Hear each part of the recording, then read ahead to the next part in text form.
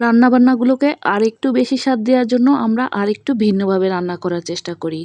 আজকে রান্না করব টমেটো চিকেন। খেতে কিন্তু ভীষণ মজার হয়েছিল। ভিডিওটি যদি শুরু করে থাকেন তাহলে একটি লাইক কমেন্ট ও শেয়ার করতে পারেন। তৈরি করার জন্য আমি এখানে 1 কেজি ব্রয়লার মুরগি নিয়েছি। নিয়ে নিলাম আধা কাপের চেয়ে পরিমাণে একটু বেশি পেঁয়াজ বাটা। আমি পেঁয়াজগুলো ব্লেন্ড করে নিয়েছি। আর নিয়েছি বড় সাইজের 3টি টমেটো ব্লেন্ড করে। এবার প্যান বসিয়ে তেলটাকে গরম করে পেঁয়াজগুলোকে একটু ভেজে নিচ্ছি যেন কাঁচা গন্ধটা না থাকে। দিয়ে দিলাম এলাচ, দারচিনি। আমি এখানে 5-6টির মতো এলাচ আর 4-5 টুকরা দারচিনি দিয়েছি। এবার দিয়ে দিচ্ছি 1 টেবিল চামচ আদা বাটা, 1 টেবিল চামচ রসুন বাটা। মশলাগুলোকে তেলের মধ্যে একটু ভেজে নিতে হবে যেন কাঁচা গন্ধটা না থাকে। এই রান্নাটা পেঁয়াজ বাটা দিয়ে করলেই বেশি ভালো হয়। দিয়ে দিলাম 1 চা চামচ হলুদের গুঁড়া, 1 চা চামচ ধনিয়ার গুঁড়া, 1 চা চামচ জিরার গুঁড়া। উঁচু উঁচু করে 1 চা চামচ দিয়ে দিলাম লাল মরিচের গুঁড়া। এবার মশলাগুলোকে কষিয়ে নেওয়ার জন্য দিয়ে দিলাম সামান্য একটু পানি। মশলাগুলোকে এবার খুব ভালোভাবে কষিয়ে নেব।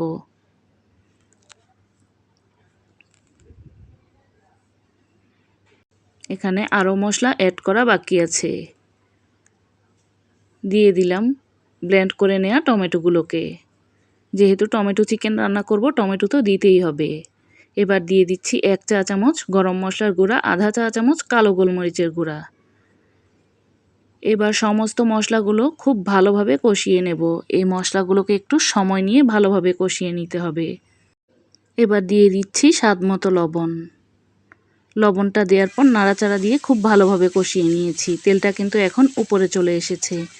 মশলাটা খুব ভালোভাবে কষিয়ে নেওয়া হয়ে গেছে। এবার মাংসের টুকরাগুলোকে দিয়ে দিলাম। মাংসের টুকরাগুলোকে দেওয়ার পর নাড়াচাড়া দিয়ে খুব ভালোভাবে কষিয়ে নেব।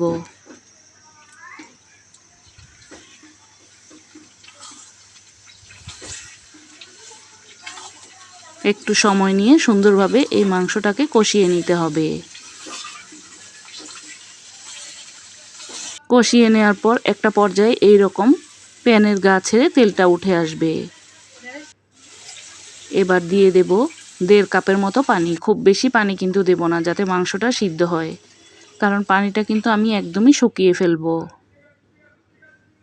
উপরে কয়েকটি কাঁচামরিচের ফালি দিয়েছি। যারা ঝাল খেতে পছন্দ করেন না তারা এটা বাদ দিবেন।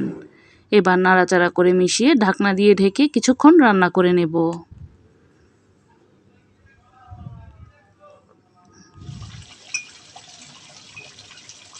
এখন কিছুক্ষণ রান্না করে নেওয়ার পর নামানোর আগে দিয়ে দেব 1 চা চামচ ভাজা জিরার গুঁড়া। এতে করে ফ্লেভারটা কিন্তু খুবই ভালো আসবে। ভাজা জিরার গুঁড়াটা দেওয়ার পর আরও 2-3 মিনিটের মতো রান্না করে নিয়ে আমি চুলাটা বন্ধ করে দিয়েছি। এখন দেখতে কিন্তু এই রকম হয়েছে। এটা গরম গরম ভাত, রুটি, পরোটা সব কিছুর সাথেই কিন্তু খেতে ভালো লাগবে। চাইলে একবার এই টমেটো চিকেনটা কিন্তু ট্রাই করতে পারেন। আজকের মতো এখানেই বিদায় নিচ্ছি। আবার দেখা হবে নতুন কোনো রেসিপি নিয়ে।